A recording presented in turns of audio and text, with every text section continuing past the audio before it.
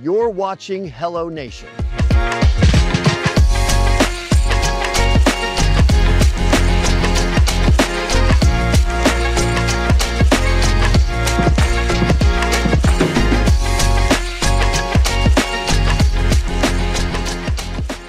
Welcome to the HelloNation podcast, your voices of good news. I'm Tim Etner. Joining us today from Macomb, Illinois is Sue Scott, the Western Illinois Museum Director, and this is part of our Illinois America 250 initiative.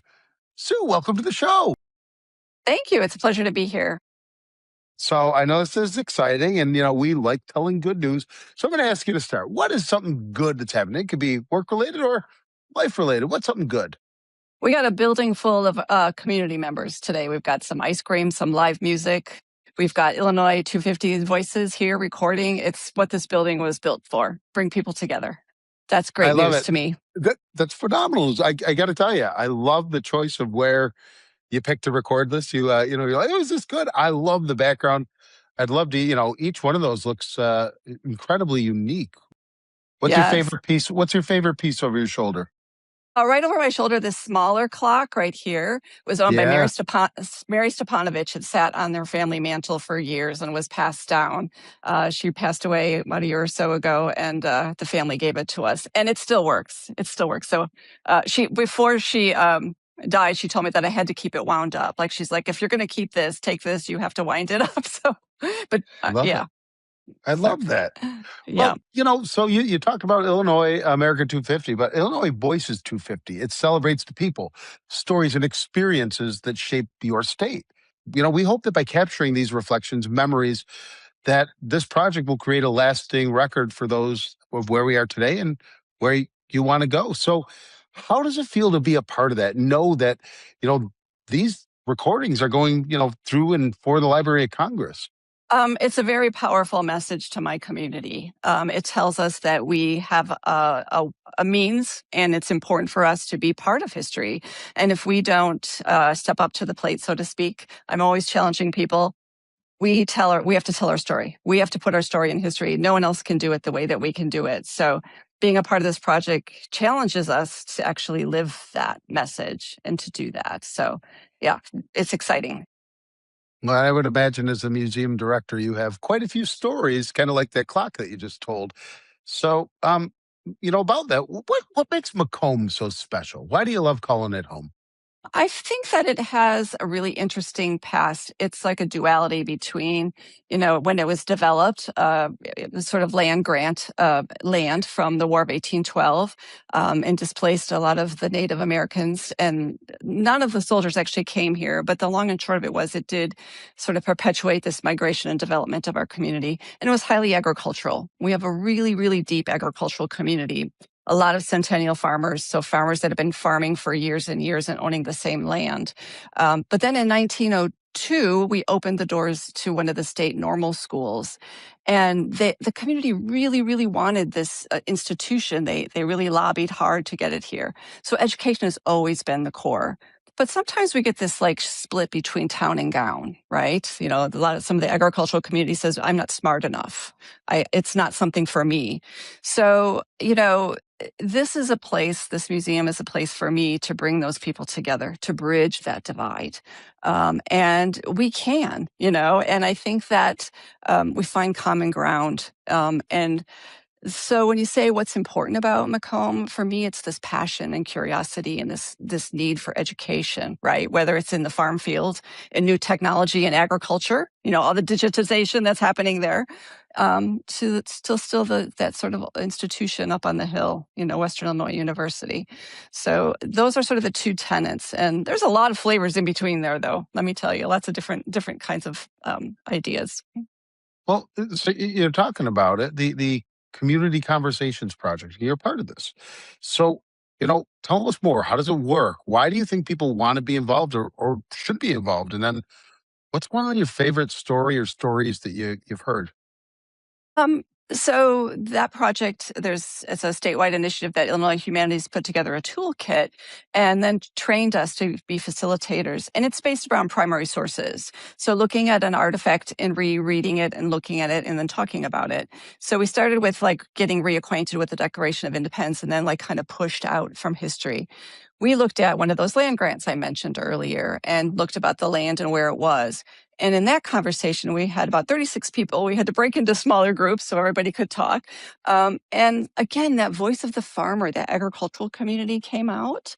And they made this parallel between that land being sort of ownership of land being shifted, right, from a native source to a more of a structured government source, right, as military compensation, to a farmer who actually was displaced from their land during World War II when the military camps came here. There were POW camps that were built in our community. So that sort of echo in history, those are really interesting ideas.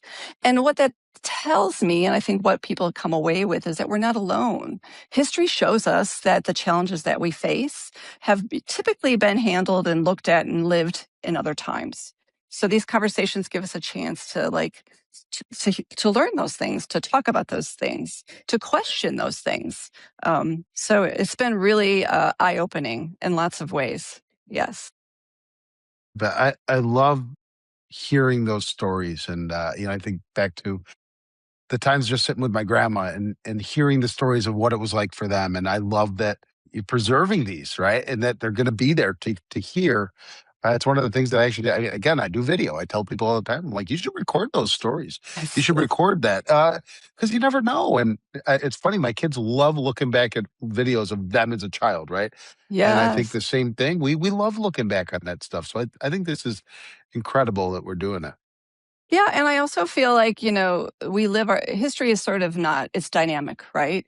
And it happens currently around us. We're always navigating new things. And so when we put people in a room for that conversation and have them kind of share ideas and talk and question and try to answer things, that strengthens us. It's like this fiber that holds our community together so that when we get faced with a pandemic or something, we're comfortable. We can talk to each other, right? And those things are really important. So we really do think history is ongoing and everybody has a place in it.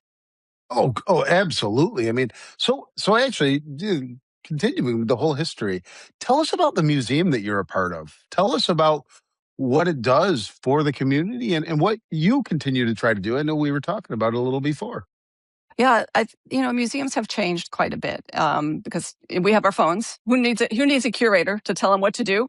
They can look it up themselves. So we kind of took this approach to become more engaging, and with that, we really do our programming in a different way. So we built something called Our Front Porch. It's this very informal approach where we all hold our history and we share it in a very comfortable, familiar way. So that kind of programming is what we do, and we've kind of expanded in the last 4 years into an unused part of our building and raised $650,000 to put in an HVAC and concrete floor and all those things. And it's this huge gathering place where people of all ages, like back there right now, I've got 4-year-olds and I got 90-year-olds. We got live music from the local music store, and all the students are playing and on the porch, and of course there's ice cream. So those are the kinds of things that we try to put people together. And then we sneak in history here and there, right? So there are little books that we put out that talk about all the local 1893 ice cream soda shops, and Ah, soft drinks were actually an answer to hard drinks. So little tidbits in these little booklets that they can pick up and they can learn about their local history while they're visiting with their neighbor on our front porch. So that's the approach I we take here. I love that. So you talk again, your history, what you're doing. We're celebrating 250 years as a nation too. What is Macomb doing? This is obviously one of them, but what else is Macomb doing, or what are you at the library doing for this? Well, on the 4th of July, we will read the Declaration of Independence. And again, it's really a powerful document, and I encourage people just to Hmm. pick it up. It's a short read. So we're doing that. There's also a dedication on the square of a statue of Lincoln. They're part of the Looking for Lincoln Trail here, a very pivotal figure in our town as well. I And then, would of imagine. course, yes, we're going to eat pie on the porch. You got to have pie on the 4th of July, What right? kind of What pie? else? What kind of pie? We have the best pie makers. I have to tell you, there's gooseberry to what was the other one? Like a sour lemon thing. It was unbelievable. It's like a shaker recipe or something.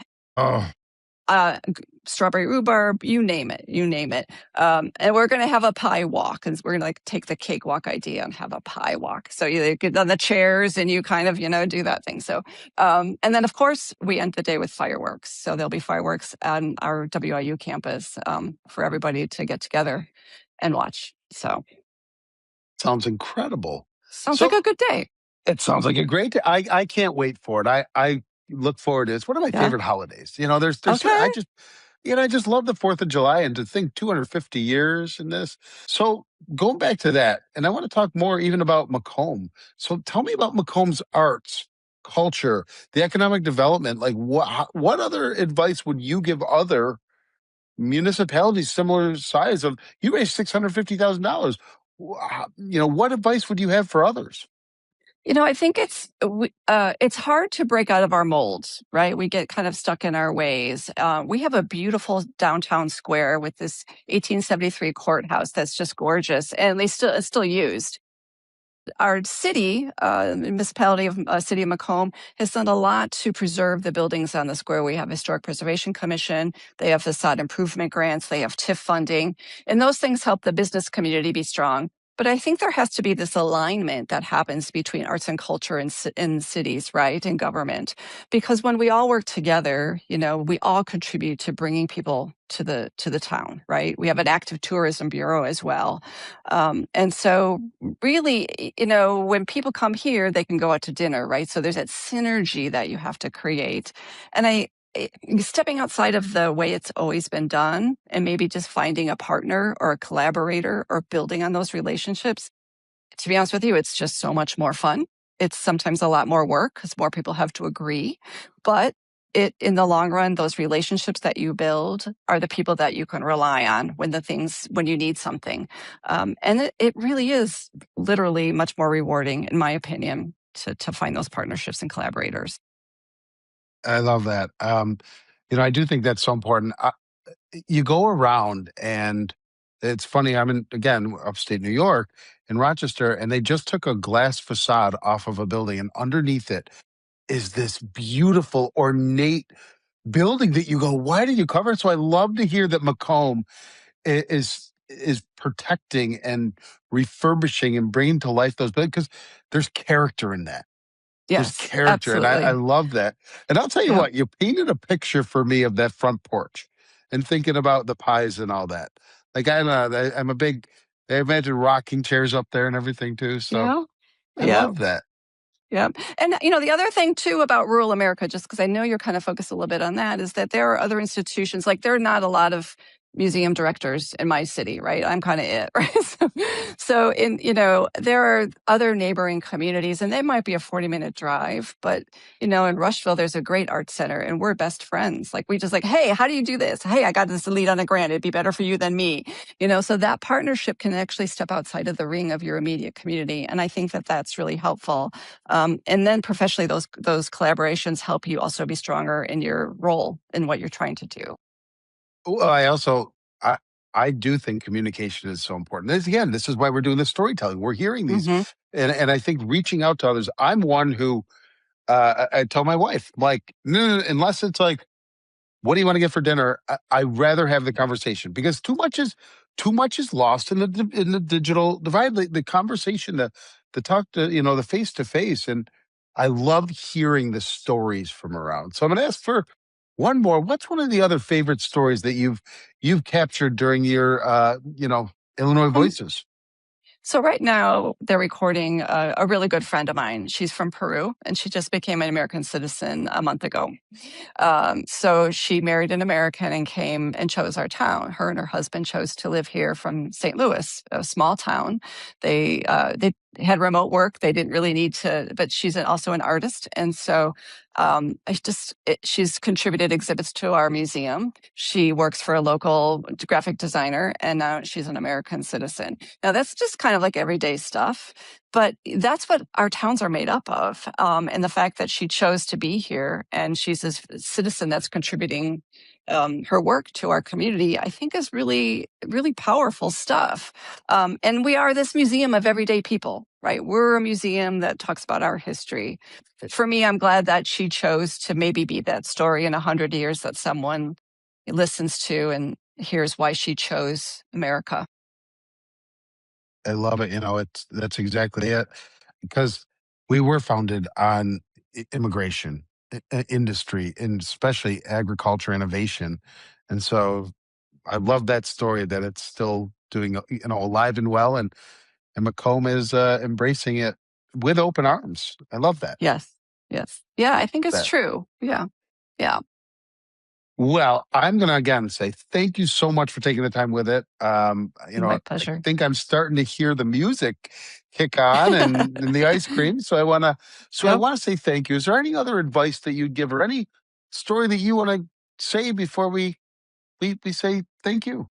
I just want to say that I think we need to stop and breathe and value each other. It seems like so Pollyanna-ish, but I have to tell you, today's been a time when I can sit and have some conversations, hug people, listen to what's new, and gosh, it's a good thing.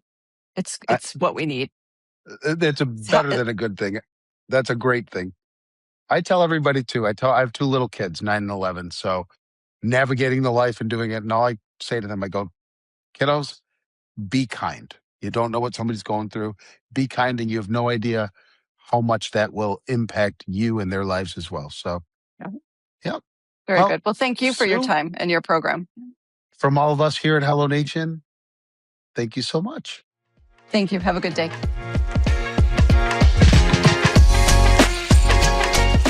Thanks for watching HelloNation.